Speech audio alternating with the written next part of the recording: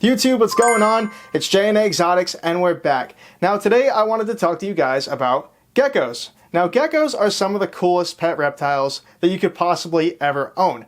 They come in many shapes, sizes, morphs, temperaments. They are just incredible. There is literally a gecko for everybody. So I wanted to go ahead and make a list of the top 5 coolest pet geckos that you could possibly own.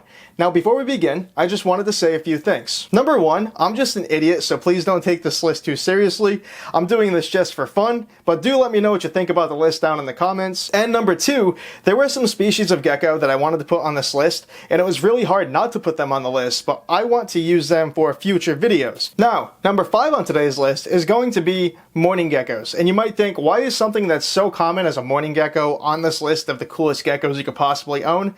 Well, there's a few different reasons. Reason number 1 being they are parthogenic, meaning that they don't reproduce like other species do. They create clones of themselves. Every single mourning gecko is almost an identical clone of its parent, or I guess itself in a way. Every single mourning gecko that's in captivity is almost all female, and yes, it is possible to have a male, it's just very rare and the male is going to be sterile. So if you wanted to start breeding reptiles and you wanted an introduction species, mourning geckos are going to be for you. Under the right conditions, you're going to have 2 or 3 mourning geckos and that will turn into dozens in no time. Another reason why I put mourning geckos on this list is you can successfully cohabitate them with dart frogs, as long as the dart frogs are appropriately sized. If you try to keep mourning geckos in with thumbnail species, once the geckos get larger, they're going to try to eat the frogs, and if you try to put mourning geckos in with a species like the golden poison dart frog, that thing's just going to be a snack. You're going to see its tail sticking out of its mouth like a spaghetti noodle, and you're going to have no more mourning geckos. Another reason why mourning geckos are awesome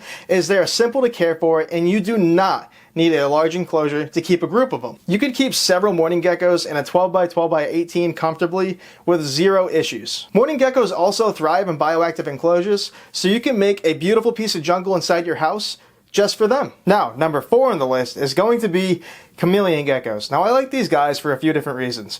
1, these guys have an amazing pattern, and for such a small gecko, they have these giant scales all over their body that almost look like armor.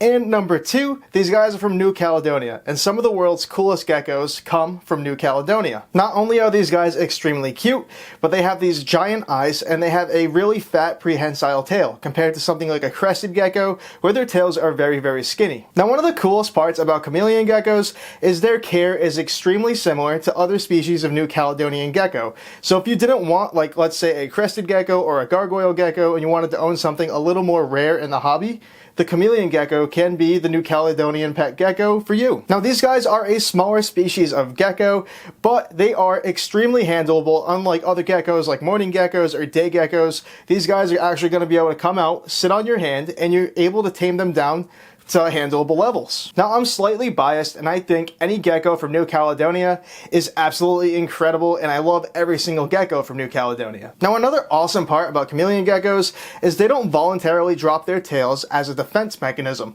While they still have the pinch points, so if the tail does happen to get ripped off, it'll be ripped off in the same exact spot. But dropping their tail is not going to be the main source of defense for these guys. Instead, if they feel threatened, they're going to poop out this nasty slimy goo all over whatever's trying to hurt it. Now, number 3 is going to be something, again, from New Caledonia. I told you I'm biased, and I think everything from New Caledonia is awesome. This is the last one on the list, though, I promise. But number 3 on the list is going to be saras. Now, saras are cousins to the crested gecko, and their care needs are extremely similar. They're almost the same exact gecko in a sense. Now, saras are extremely similar to crested geckos. They even almost look the same. They have eyelashes on top of their eyes, but they are cousins, and their care needs very slightly, but for the most part, they are pretty similar. So again, this is going to be another option to own a rarer gecko, other than a crested gecko or a gargoyle gecko, but it's not impossible to take care of. It's actually fairly simple. Now, saras have a more slender body versus the chunky crested gecko build, and again, they're going to have prehensile tails, which prehensile tails is incredibly awesome. I love reptiles with prehensile tails. Now, Saras are not found on the mainland of New Caledonia. These guys can be found on the Isle of Grand Tar. And again, Saras are almost identical to crested geckos. They have eyelashes on top of their eyes, prehensile tails, they are arboreal and crepuscular. They eat identical diets. They are just all around the rarer version of a crested gecko. Now, number 2 on the list is going to be one of my favorite species of all time. It is going to be the mossy leaf-tailed gecko. Now, these guys almost kind of look creepy in a way.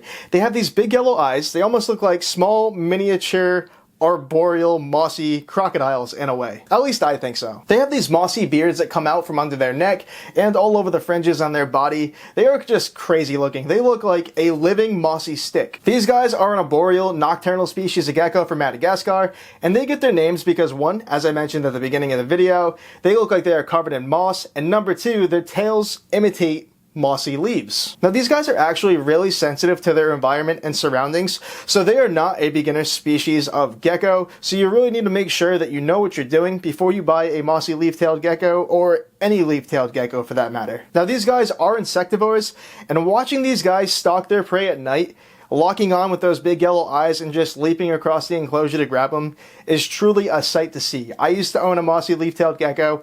I had him for about 7 years or so, maybe a little longer, and the whole entire experience of owning him was absolutely amazing. Now, number 1 on today's list is going to be electric blue day geckos. Now, why did I put a micro gecko like this on the list all the way at number 1?